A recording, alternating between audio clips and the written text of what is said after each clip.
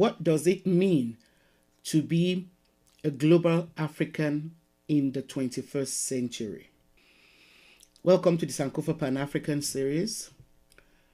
Please turn on your notification button, subscribe, and support us through Patreon or by buying me coffee. Also, make time to check out sankofastorybooks.com for biographies, legends, nursery rhymes, and other resources for our young ones. What is global citizenship? We need to understand what global citizenship means before we understand what being a global African means. Ideally, global citizenship should mean that every person is an equal citizen of the world, and quite apart from our common humanity, it should also refer to the fact that whether or not we are aware of it, major decisions and actions, whether social, political, environmental, or otherwise, taken in one part of the planet, affect people living in different parts of the world. So, why do we need to understand what global citizenship means? When we understand what global citizenship is supposed to mean, it should be easier for us to unwrap what it means to be global African citizens. As global Africans, we must be aware of and understand our place in the wider world. We should also be aware that it is not enough to take active roles in our communities, but that the very survival of our communities and the success of our activisms depend on actions and decisions being taken in other places. And it is our responsibility to look out for how those decisions affect us and future generations of Africans, wherever we may find ourselves. Global citizenship should be a gain of globalization. But is it? Now, the concept of globalization is, of course, not new, no matter how hard its proponents work to convince us that it is a new panacea to help the developing world. Globalization started with the European colonization of the Americas, Africa, and Asia. Think about it.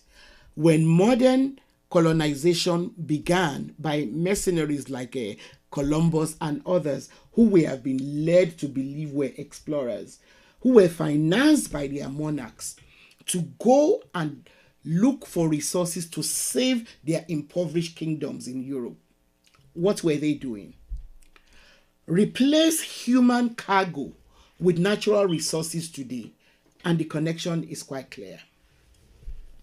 Countries in Europe simply took advantage of the abundance of resources found in other territories. And in ways similar to the kind of mayhem which those early European operators of globalization wrought in the territories which they ravaged, violence, starvation, and corruption are the order of the day now in the developing world, even as we remain conned into believing that globalization is a recent concept and that trade liberalization will help our development in spite of the accelerating decrease in the quality of life in the developing world. My point here is not to condemn the notion of globalization. I believe it is harmful because only a section of the world seems to have the kind of vision that allows them to exploit the resources of this earth at the expense of the rest of us. Globalization, which is supposed to be the process by which organizations develop international influence or operate on an international scale, is obviously driven by economics and the political interests of the economic north.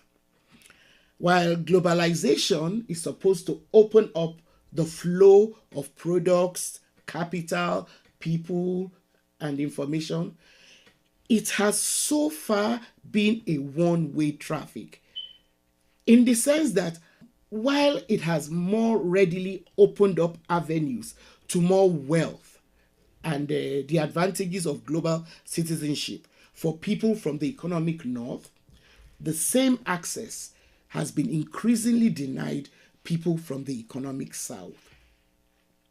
If anything, rather than help entrench the idea of global citizenship, globalization has been responsible for more uneven development because of the continued exploitation of resources from underdeveloped countries by developed countries.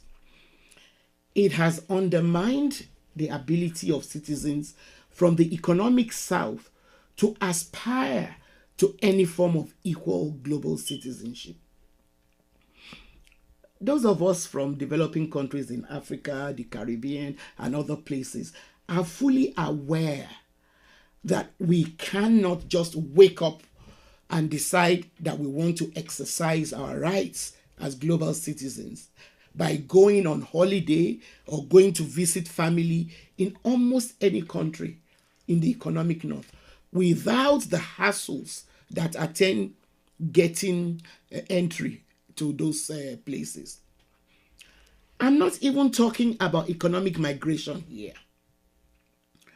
Often, the fact that you can afford to pay your own way is no longer even relevant because of the level of gatekeeping that most countries in the economic north have been forced to put into place, because most of our countries in the economic south are hardly life-sustaining.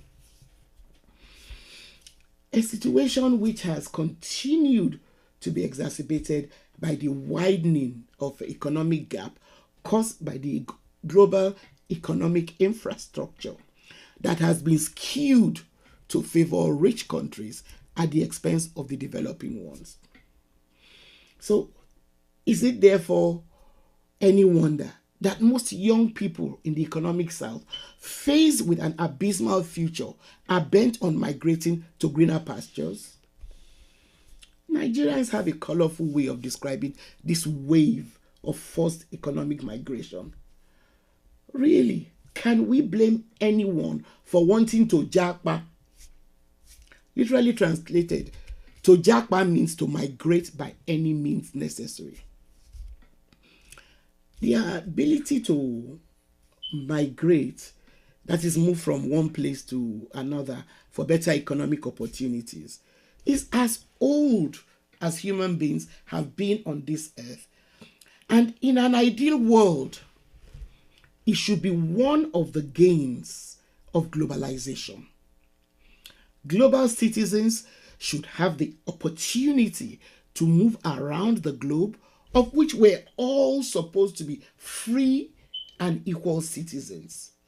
However, this very notion is utopian. That is why we find shiploads of human beings trying to make their way to Europe in search of better opportunities, being turned back on the high seas. In the same manner, large bands of people from Central and Southern America who are forced by poverty and become bent on making their ways into the US are met by all kinds of visible and invisible fences and threats to build even higher walls. A phenomenon which then led to Americans electing a not quite mentally balanced man as president of the so-called leading country of the free world. The point I'm trying to make is that the ideal of global citizenship grows increasingly elusive, which is why the idea of a global African citizenship should be one which appeals to us. There isn't just strength, but also wisdom in numbers. Now, before I try and encapsulate what I believe African global citizenship should entail, let me try and unpack what I conceive as the relationship between Pan-Africanism and a global African citizenship. At its inception, Pan-Africanism stemmed from movements that were dedicated to establishing independence for African nations and the cultivation of unity among Black people throughout the world.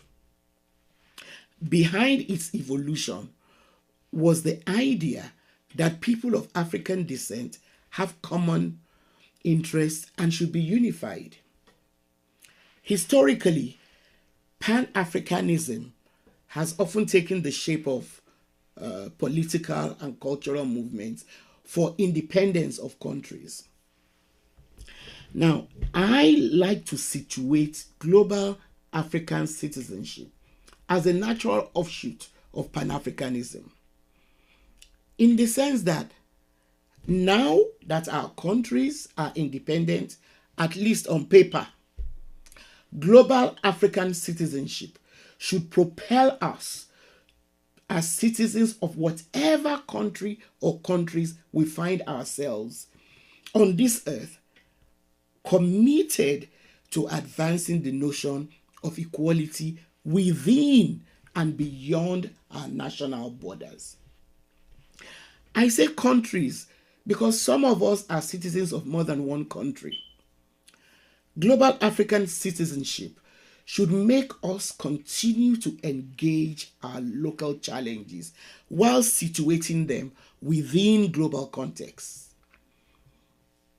In other words, global African citizenship should help us connect the dots better as political, climate, youth, feminist, race, whatever kind of activism we are engaging in. Global African citizenship should keep us always cognizant of the bigger picture by linking our local situations with global connections. Why do some of us who are in diaspora expend so much energy trying to combat racism within our national borders, but cannot see it as an evil which has been allowed to cross borders unfettered, because we refuse to see how ingrained race is within the global economic architecture and power structures? Let me borrow and expand the clarion call raised by some of the earliest Black feminists to warn their middle-class white sisters.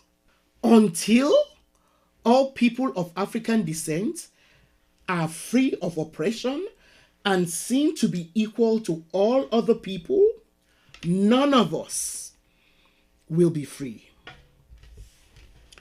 Global African citizenship should strengthen us so that we do not readily continue to concede the evolution of ideas, solutions to our problems and assumptions about us to the sometimes overwhelmingly well-meaning activists from the economic north. Activists who are well-meaning but always have the comfort of the fact that they are natives. And I choose to use the word natives here deliberately. They are natives of regions that have far-sighted leaders who are even already seen beyond this planet, that they are expending so much on exploring space for the benefits of their kind, countries and regions. Meanwhile, the majority of Africans and people of African descent in the Caribbean and other parts of the diaspora are grappling, handicapped by the very need to stay alive. To illustrate, I know from a friend, a most committed and respected activist in Nigeria, one who for decades has been at the forefront working to entrench democracy, good governance, accountability, respect for human rights, and so on in Nigeria. When I mentioned this topic to him, His response to me was, and I quote, "Thanks for sharing from someone who has been handicapped by his country to aim at the global." It's a very worrying situation when we get boggled down, when we are kept so boggled down by the exigencies of survival to actually make those necessary connections. Thanks for watching the Sankofa Pan-African series. Subscribe if you've not yet done so. Turn on your notification buttons. Share our videos with your friends. And support us through Patreon or by buying me coffee. Make time to also check out sankofastorybooks.com.